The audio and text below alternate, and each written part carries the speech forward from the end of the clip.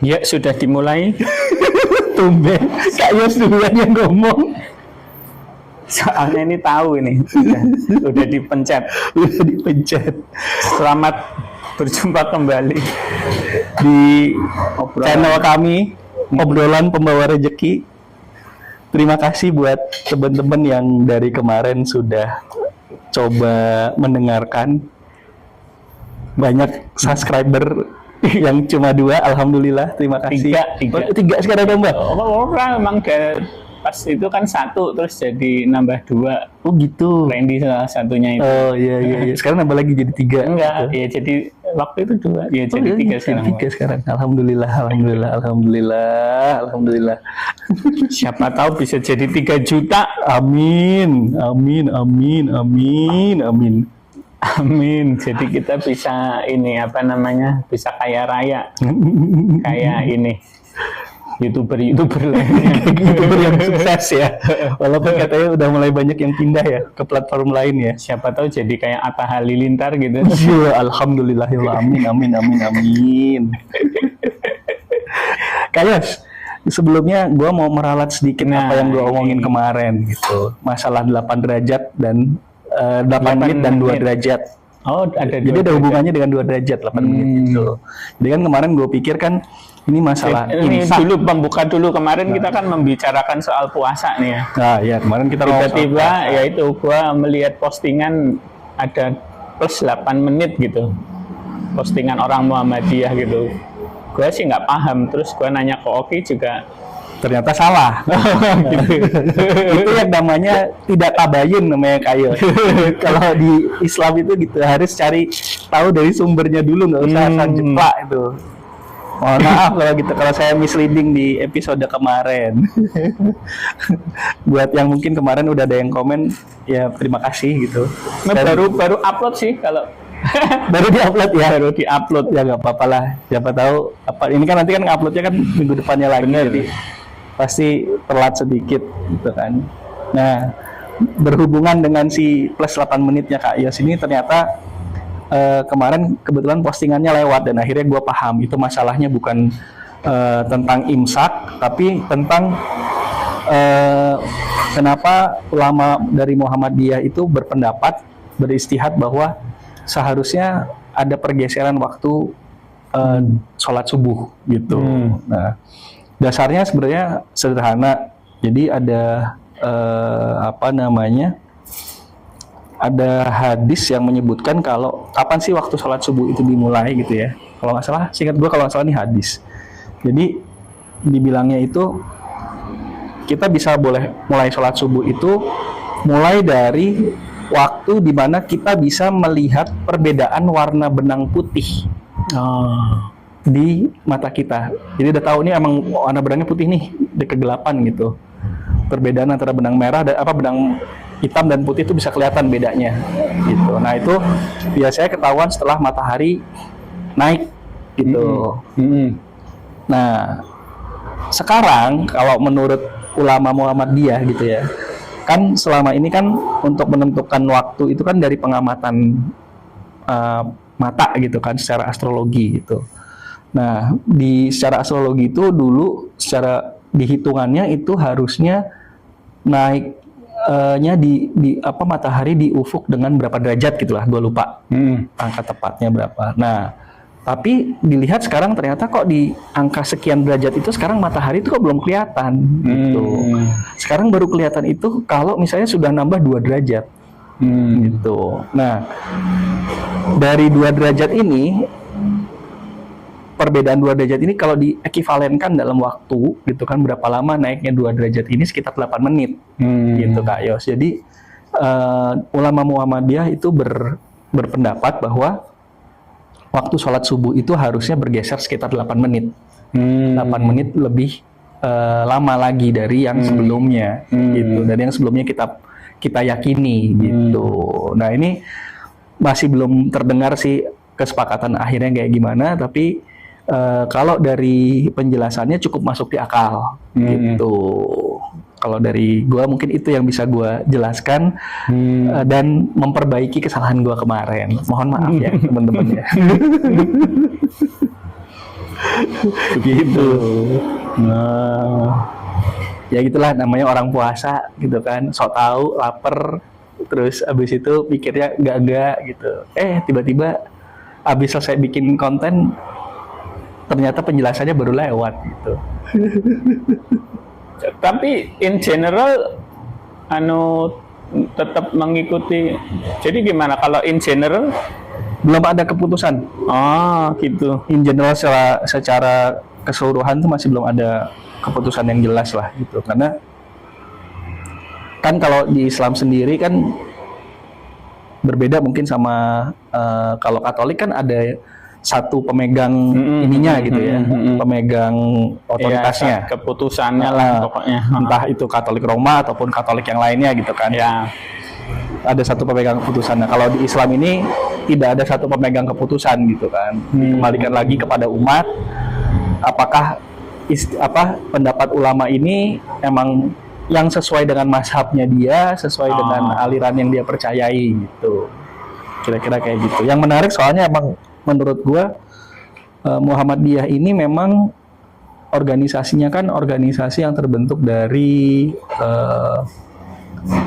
banyak cendekiawan yang emang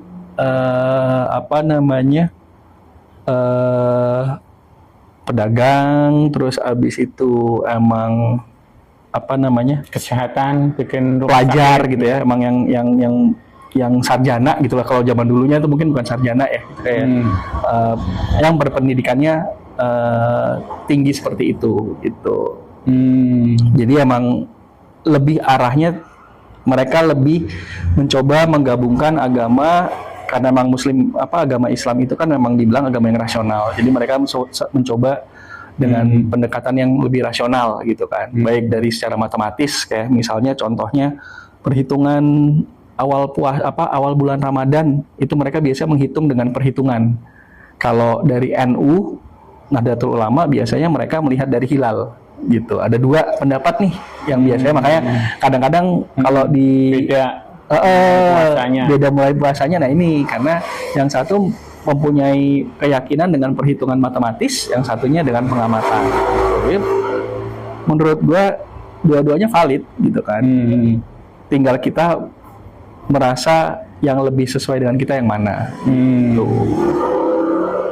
Tuh mungkin sedikit kenapa masalah plus 8 menit ini masih belum segitu luasnya dibicarain gitu. Iya sih, kayaknya jarang, belum jadi kayak semacam gembar-gembor yang besar gitu ya. Iya, soalnya juga di postingan yang gua lihat itu juga orang-orang pada bertanya-tanya apa maksudnya gitu loh. Gue sih cuma lihat itu aja ya. Memang harus dicerna dulu, harus dilihat dulu dasar pemikiran 8 menitnya nih apa gitu. Karena memang ya itu kan, kalau di Islam ada yang namanya istihad. Istihad itu kalau misalnya ulama berpendapat sesuai dengan hukum-hukum yang sebelumnya untuk memutuskan hal yang baru yang sebelumnya tidak diatur gitu. Nah ini mungkin ini menurut pemikiran dan pendapat saya ini adalah salah satu bentuk istihad itu gitu. Saya belajar dari orang-orang katanya kalau itu menurut pemikiran dan pendapat saya itu harus disebutkan dengan jelas. Jadi benar-benar ya. Jangan sampai salah gitu. Iya, ntar takutnya dikira ngutip siapa gitu kan. Betul. Padahal belum tentu. Betul. Nah, ini itu udah selesai ya urusan yang kemarin. Jadi sekali lagi revisinya udah selesai. Minta maaf gitu. Kemarin sebenarnya sempat kepikiran, aduh Kayos, ayo kita langsung bikin lagi cepet-cepatnya gitu, karena gue takut. Tapi ya sudahlah gitu ya jaraknya seminggu lah ya. Jaraknya seminggu. Kalian akan tersesat selama seminggu. Mohon maaf aja. Kalau yang tersesat boleh tulis di komen. Saya minta maaf sebelumnya. Ya, siapa tahu kan justru malah yang selama masa tersesat itu mereka mencari tahu. Iya, malah menjadi menemukan yang lebih benar gitu ya. Amin. Ini hari ini kucing-kucing gua nih pada tidur semua nih. Jamnya kayak emang jam males-males, hawanya nih hawa nanggung nih. Apalagi lagi panas-panas ini ya. Panas, angin, tapi dingin aneh gitu. Mau hujan enggak, terang enggak gitu. Nah itulah hawa-hawa hari ini nih. Mohon maaf, ada motor. Oh ya, ada. Takut nggak kedenger takut pusing nggak kedengeran. Jadi Kak Yos kemarin katanya ini mau ngomongin soal pensiun Kak Yos. Ya benar. Kak Yos kalau nggak salah waktu itu punya cita-cita pensiun yang menarik. Jadi petani stroberi. Iya. Cita-cita yang sepertinya dikubur dalam-dalam ya. Ya, jadi kemarin sempat nonton ini videonya Raditya Dika sama Dokter Tirta ya. Jadi kan di situ Dokter Tirta bertanya gitu, gimana rasanya jadi 40 tahun? Kepala 4 itu rasanya kayak apa? Ini sangat ini ya sama kita ya. Bener ya. Sangat relevan gitu. Bener banget. Relevansi omongan yang dilakukan oleh orang-orang yang sama. Iya. Masuk tapi ya nggak apa-apa ketentuan. untuk yang di bawah 40 tahun mungkin bisa jadi ini juga ya, referensi juga lah. Siapa tahu kalau sudah mencapai 40 tahun gitu kan. Nggak tahu kayak spesial sekali gitu ya, 40 tahun ada istilah life begin at 40 atau kalau menurut kita apa? Life reset at 40. Reset kalau kita kayaknya. Di reset semua. Bener. Ya, gara-gara COVID kereset ke bunga kita di 40 tahun. Serba tak terduga lah. Seperti obrolan kita ini sebenarnya. Banyak kejutan tahu-tahu kok ngomongin pensiun. Tapi ini kebetulan nggak Kak Yos? Bisa jadi. Bisa jadi. Kebetulan gua nonton video itu kok menarik ya ini. Ya pokoknya jadi si Raditya Dika itu kan emang punya cita-cita untuk bisa pensiun di umur 40 lah ya. Ya ini konteksnya sebenarnya mereka itu udah financial freedom lah. Udah nggak mikirin duit lagi sebenarnya, tapi ya ternyata setelah 40 tahun gitu kan si Raditya Dika ini nanya-nanya ke temennya yang udah pensiun gitu, dan kebanyakan teman-temannya gitu malah bingung, malah boring setelah pensiun gitu. Maksudnya? Iya, jadi Malah mindset merasa bersalah gitu, apa malah salah ngerasanya kalau pensiun gitu? mungkin tidak produktif lah atau apa mungkin ya. Jadi kan mindsetnya kalau mindset yang gua tahu gitu ya, kalau dari pengalaman orang tua kita gitu kan, pensiun ya untuk kabur dari sesuatu, kabur dari pekerjaan rutin yang menurut kita apa ya, membosankan mungkin ya. Rutinitas itu kan kadang bikin bosen. Nah mindsetnya itu kabur. Mindsetnya kabur. Makanya mereka bingung, setelah gua kabur gua ngapain ini. Seperti buronan kan juga gitu ya kan, Takut ketangkep lagi. Ya kalau gua ketangkep lagi gimana ini gitu kan. Nah ini menariknya ya, setelah memikirkannya gitu, Raditya Dika mempunyai kesimpulan bahwa ya kalau lu mau pensiun jangan kabur dari apa, tapi lu pensiun mau jadi apa gitu. Mau jadi apa gitu ya. Dan kalau dia sih bilangnya ya gua mau menjadi orang yang melakukan hal-hal yang gua senangi gitu. Itu emang paling enak sih. Nah itu paling enak, apalagi kalau financial freedom ya. Ini konteksnya financial freedom ya. Iya. Jadi pensiun itu baru bisa terjadi kalau ada financial freedom. Menurut lu gitu, Kak Yos? Enggak juga sih. Enggak juga sih kayaknya ya. Cuma nah ini ya, bingung juga gue. Bener juga ya. Enggak juga, cuma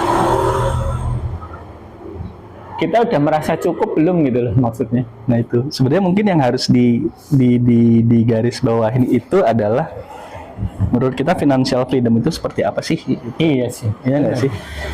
Yang pasti lo nggak harus sudah merasa cukup dengan apa yang lo punya, apa yang lo dapatkan, yang lo punya sekarang gitu kan. Terus dan yang paling ya sebisa mungkin lo tidak punya hutang yang harus lo tanggung gitu. Itu paling penting tuh. Itu buat saya masih berat tuh Kak Yos. Nah, saya masih punya 10 tahun lagi itu. Iya benar sih. Jadi mungkin definisi financial freedom orang pasti beda-beda ya. Tapi mungkin basic utamanya adalah nggak punya utang dulu gitu mungkin ya. Masalah soal kita cukup hidup sehari-hari dengan hidup sehari-hari itu ya kita pilihan sendiri yang bisa nentuin sih. Serius sekali ini pembicaraan hari ini. Ya itu seperti apa kemarin itu yang belum tentu orang kaya bahagia. Nah itu kan. Iya benar.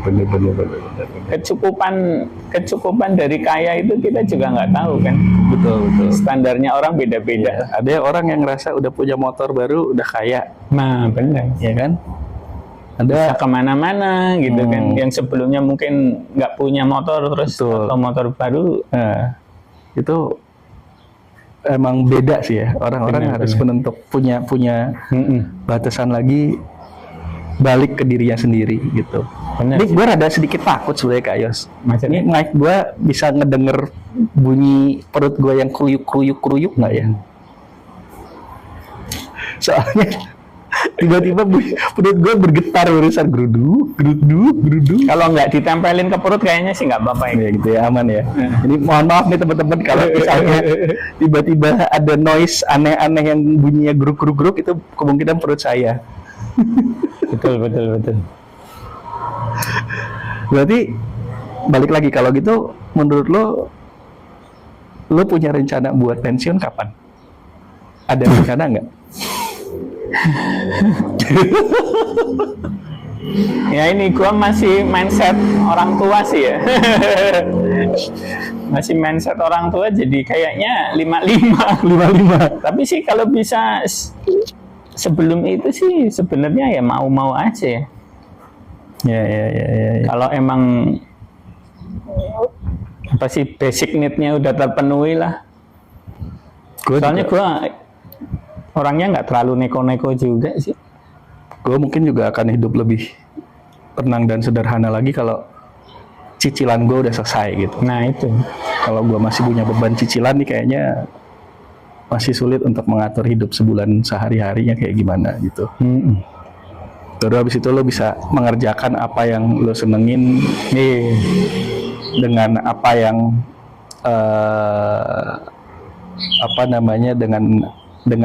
dengan segala sepenuh hati gitu. Benar. Alhamdulillah kalau misalnya yang lu senengin bisa datengin duit gitu kan. Sebenarnya gue sempat merasakan hal itu loh Kak Yos. Sebenarnya kenapa? Sempat merasakan hal itu waktu pas pertama kali gue punya cicilan apartemen. Gue kan dulu beli apartemen nyicil kan ya. Begitu cicilan apartemen gue lunas itu gue berasanya langsung kaya banget gue. Berasa bebas banget ya. Wah, bebas banget gitu kan. Ya Allah, terima kasih ya Allah, udah selesai urusan gue nyicil ini, tinggal gue hidup sehari-hari gimana gitu kan. Dan waktu itu kebetulan gue mengerjakan apa yang emang gue seneng. Gue bikin perusahaan gue sendiri yang ngerjain kerjaan yang emang gue senengin, yang gue terima, yang emang kerjaan yang menurut gue bisa kerjakan dan gue bisa kerjakan dengan senang hati gitu kan. Dan gue bisa ngatur waktunya juga lumayan menyenangkan tuh Kak Yos. Gue bisa sepedahan, nggak karu-karuan gitu ya, sesenang gue gitu kan. Tapi kalau emang gue harus kerja, gue kerja sekeras-kerasnya yang gue kerjain sampai kerjaannya beres dan menghasilkan juga gitu. Itu gue sempat alamin sekitar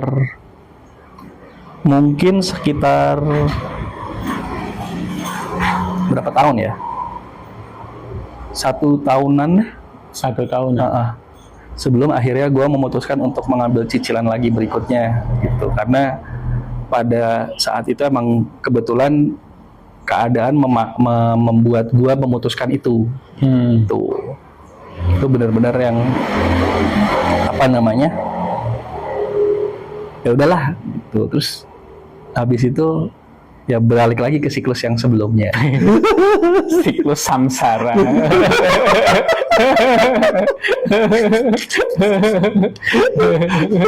Isi adalah kosong, kosong adalah isi.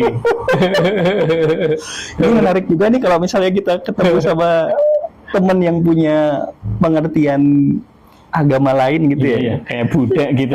Itu kayaknya menarik nih. Jarang banget loh kita ini ya.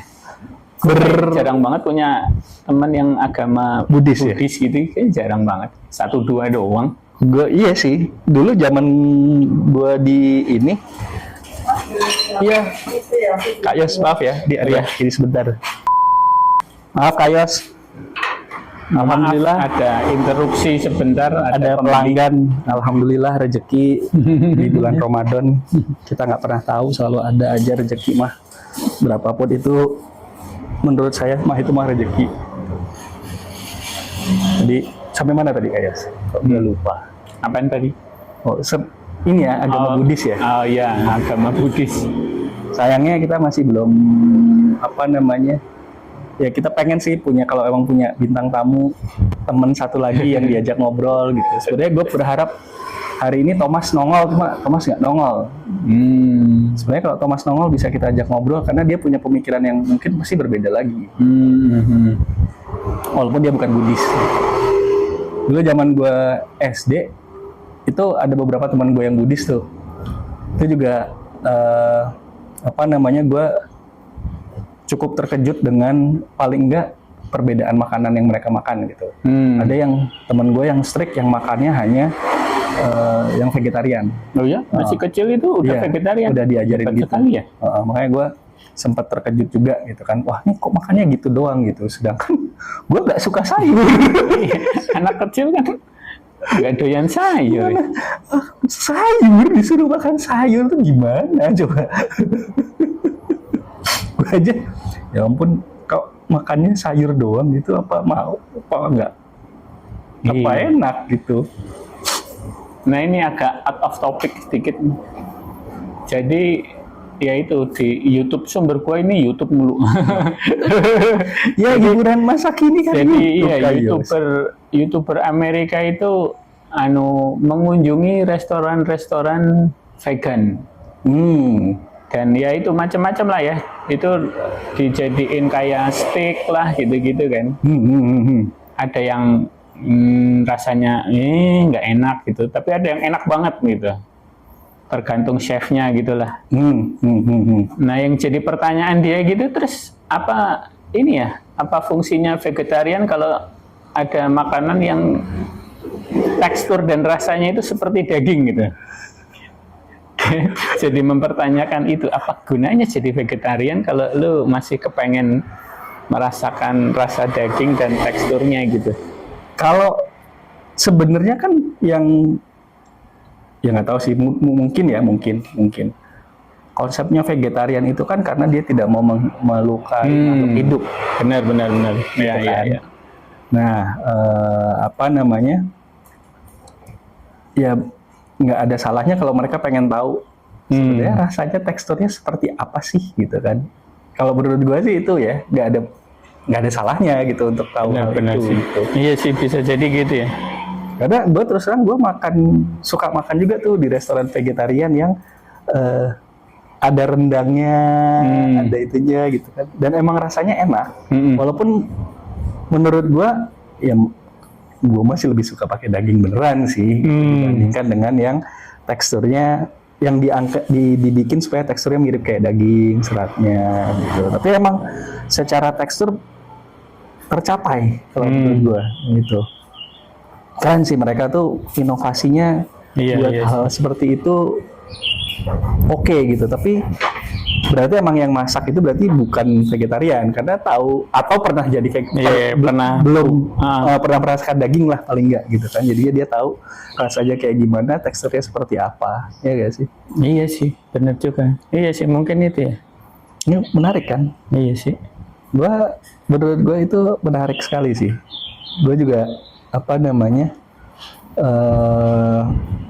gue selalu suka terus terang makanan vegetarian karena itu kayak membuka cakrawala baru gue gitu buat ngerasakan sayuran yang bisa rasanya mirip ini. Kayak kemarin di Bandung, Kak Yos, gue pernah makan, gue lupa di daerah apa, di dekat stasiun kereta dekatnya Kimia Farma situ. Itu ada Shani, I love you. akhirnya minggu lalu nggak ada ya? Nggak ada. Ya, maaf loh, ini tolong lanjutkan lagi tadi dekat Kimia Farma stasiun di Bandung. Nah, emang ada satu restoran yang jualan makanan vegetarian dan kayaknya lumayan terkenal gitu lah. Dia punya merek yang cukup, brandnya cukup bagus lah buat dia gitu di sana. Dia jual sate marangi gitu. Sama yang gua rasain yang enak tuh sate marangi, soalnya sih kan tuh itu emang rasanya kayak sate marangi beneran gitu. Dia enak banget nih, kayak ayam, kayak ini berasa gitu kan, teksturnya mirip ayam, rasanya mirip sate marangi, tapi ini bukan ayam, lu tahu gitu kan. Itu gua sendiri sampai enak ya, gue kayak mau nambah lagi gitu. Cuma karena emang dia prosesnya 2 kali, jadi kan lebih mahal ya makanannya. Tapi menurut gua itu patut untuk dicoba kalau misalnya teman-teman mau nyobain. Gue lupa namanya apa gitu. Coba dicari aja. Mungkin ada orang Bandung yang denger nih, boleh kasih tahu di komen ya. Siapa gitu. tahu kita nanti bisa ada kamera, bisa sambil berkeliling review gitu kan. Cita-cita ke depan ya. Iya. Gue malah belum pernah itu makan vegetarian yang kayak gitu tuh. Oh, belum pernah? Iya, kepengen sih sebenarnya. Bentar, kapan-kapan lah. Kalau kita ada, soalnya jarang banget kan. kalau di Jakarta itu ada di Taman Anggrek, seinget gua, yang gua tahu. Iya. Baiklah. Di daerah-daerah Taman Anggrek tuh ada, atau di mana ya? Tapi memang nggak ini sih, nggak banyak gitu. Di ini kalau nggak salah ada di Kuningan City.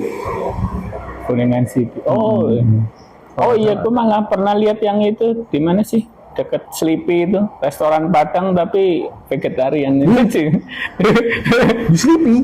Iya, daerah Sleepy, apartemen apa itu yang di Sleepy itu? Oh. Tapi nggak tahu masih buka apa nggak ya? Menarik banget ya, restoran Padang tapi iya, makanya vegetarian. Apakah isinya cuma sayur pakis? Atau tadi mungkin rendang dari ini kali ya, jamur mungkin itu ya? Mungkin rendang jamur, ubi tumbuk gitu. Ini sih Bener. Gak ada tujak, gak ada gazebo gitu. Nah itu, kalau bisa bikin kayak fake tunjang kayaknya hebat banget ya. Pakai gelatin mungkin ya. Kayak gelatin. Agar-agar atau apa mungkin. Ngomong-ngomong Kak Yos, ini nanti yang pas silence itu kita potong apa gimana? Dipotong aja lah. Dipotong aja gitu. Oh ya udah. Jadi Nanti kita jalanin aja terus kalau gitu. Kita roll terus. Aduh. Nah, terus apa namanya? Oh iya, jangan lupa buat teman-teman, buat ada motor lewat.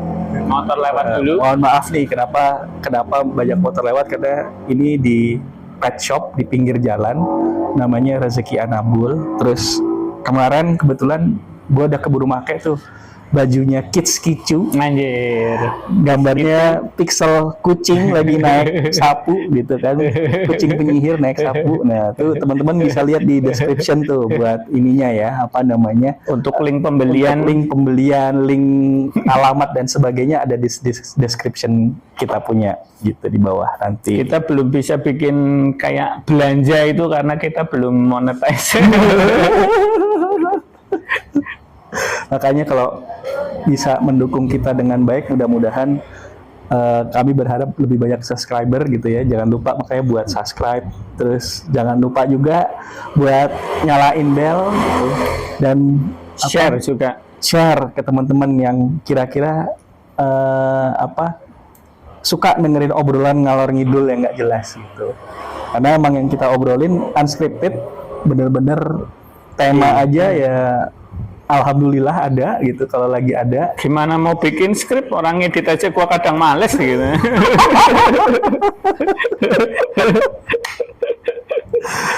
Makanya tadi kita waktu pas tengah-tengah lagi recording ada pembeli ya, terpaksa mesti jeda dulu gitu. Ada pembeli, terus apa namanya, nah itu kayak ada klakson di pinggir jalan. Ini kami berharap teman-teman jangan lupa kasih komen juga di bawah, kira-kira nih loh kalau mau improve harus kayak begini loh gitu. Kasih masukannya di bawah. Sama pasang lonceng biar nggak ketinggalan kalau misalnya sudah diupload Bener. Kalau konten yang baru. ketika subscriber kita masang lonceng kan ting ting ting gitu. Bahagia gitu. Wow, ada apa ini? Dari siapa ini? Gitu. Nah ini kucing-kucing ini kayaknya tidak mau tidurnya, tidak terganggu sampai sekarang. Benar-benar tidak bergerak sama sekali. Cuma pindah tempat doang buncing. Nah kita mulai kehabisan topik. Karena emang waktunya juga udah mau habis sih Kak Yos. Masa emang sekarang berapa itu? Udah 32 menit. Sampai berarti termasuk tadi kepotong. Mungkin kepotong 2 menit. Nggak lama bisa kayaknya. Jadi sudah. Masa segitu doang tuh? Nggak percaya.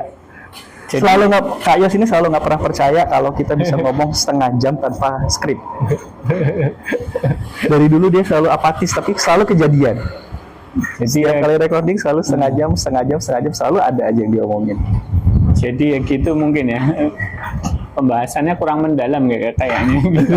Tapi ya maaf aja ya.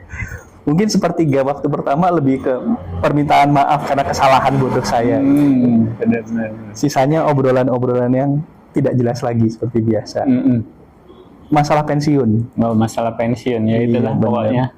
Ya kalau yang belum merasa financial freedom ya tetaplah giat bekerja.